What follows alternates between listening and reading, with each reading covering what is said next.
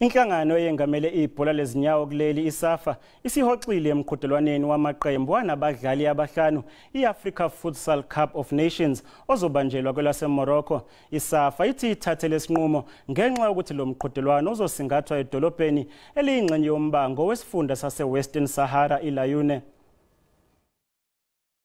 Ukudla kweMorocco enyakatho yeSahara kuzoqhubeka kuba indaba egudwini kwezombusazwe inqobo nje uma iMorocco ingasidedeli lesifunda kuba sizimele.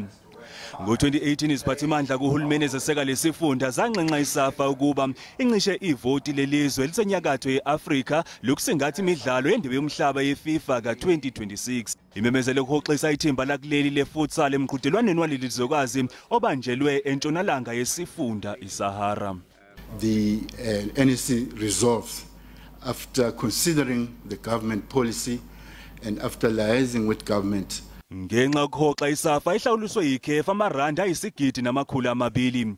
Phezu kwalesigwebo ithimba lakulelizwe angeke livunyelwe ukuba yingxenye yemqhudelwano yefutsal emibili elandelayo.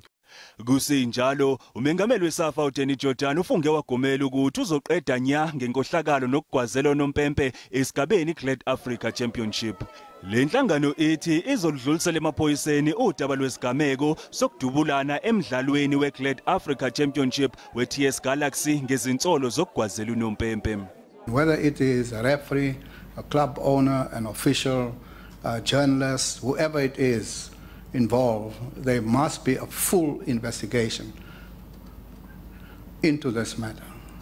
iSAFA iveza ukuthi izoxhumana nenhlangano engamele ibhola likanobhutshuzwayo eAfrica iCAF kanye neFIFA ukuphuma nesisombululo salenkilayitheka.